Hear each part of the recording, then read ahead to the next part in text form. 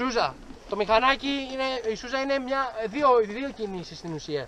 Η μία είναι το άνοιγμα του γκαζικού και το άφημα του συμπλέκτη, που είναι μία, έτσι, και η άλλη κίνηση είναι το χρώμα.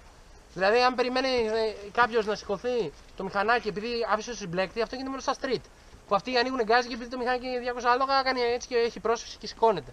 Στο enduro δεν περιμένουμε να σηκωθεί από πρόσφυση ούτε από δύναμη το μηχανάκι. Στο enduro σηκώνεται από τεχνική στην ουσία. Λοιπόν, για να γίνει πιο εύκολα η σούζα πρέπει να πατήσουμε λίγο μπροστά. Όχι αυτή η σούζα γενικά. Έτσι, να πατήσουμε λίγο μπροστά το μπροστινό τροχό και να εκμεταλλευτούμε την αποσυμπίεση της ανάρτησης. Δηλαδή, όταν κινούμαστε και πατήσουμε λίγο μπροστά φρένο, νιώθουμε το μηχανάκι να κάνει λίγο μπρουμούτισμα. Μόλις τα αφήσουμε απότομα, κάνει ένα έτσι πίσω. Ωραία, αυτό είναι το πρώτο που εκμεταλλευόμαστε. Το δεύτερο είναι το σώμα μας. Παπ, αυτό το πράγμα. Ωραία, δηλαδή φρένο και παπ, φρένο και παπ. Και όταν μεταφέρουμε πίσω το κορμί μας, αφήνουμε συμπλέκτη και ανοίγουμε γκάζι. Στην ουσία δηλαδή είναι η μετακίνηση του σώματος και το άφημα του συμπλέκτη. Ωραία. Λοιπόν, αυτό γίνεται καθιστός. Όρθιος γίνεται, αλλά χρησιμοποιούμε και τα γόνατα. Καθιστός δηλαδή είναι αυτό το πράγμα.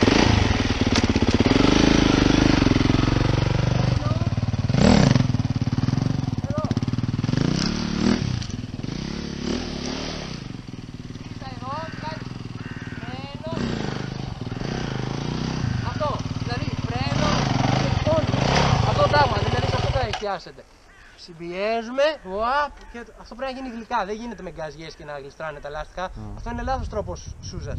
Πάλι εστιάζουμε στην πρόσφυση. Ναι. Αυτό θέλουμε γιατί αυτό σημαίνει ότι έχεις έλεγχο στο όχημα. Ναι, αν δεν έχετε. Εγώ σας είπα, εδώ με μένα θα μάθετε πώς να έχετε έλεγχο στο όχημα. Όχι πώς θα γράψετε χρόνο στην ειδική. Έτσι. Αν θέλετε, μπορώ να σας το πω ακριβώς αυτό πώς γίνεται. Για να γίνει αυτό, τι είπαμε πριν. Για να γίνει σωστά η σούζα, πρέπει να κάτσουμε πίσω. Γιατί? Πρόσφυση. Ό,τι μάθαμε πίσω. Αν κάτσεις εδώ και ανοίξει γκάζι, θα γλιστρήσει πίσω. Okay. Οπότε κάθεσαι πίσω. Πίσω έχει και καλύτερο κοντρόλ. Έτσι, το μηχανάκι, όσο πιο πίσω κάθεσαι, αυτό το μηχανάκι, αυτό είναι αναβάτης. Αν κάτσεις εδώ, για να ισορροπήσεις τη σούζα, το μηχανάκι πρέπει να είναι εδώ. Η ισορροπία στο 0 που λέγαμε. Αν κάτσεις εδώ, το μηχανάκι θα είναι εδώ. Για να επισορροπήσει αυτό το V. Το καταλαβαίνετε πώς το λέω? Ναι. Σαν τραμπάλα είναι ακριβώς πάλι. Δηλαδή, αν εσείς κάτσετε πίσω και με πίσω το βάρος, τόσο λιγότερο χρειάζεται να σηκώσετε τον μπροστινό τροχό για να μπορέσει να κάνει σούζα.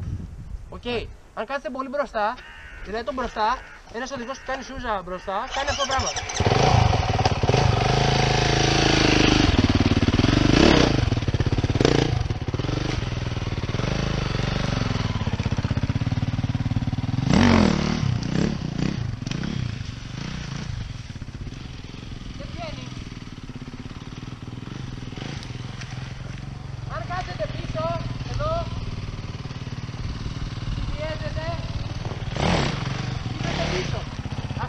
Πρέπει να εστιάσετε λίγο και να σκέφτεστε το πίσω φρένο.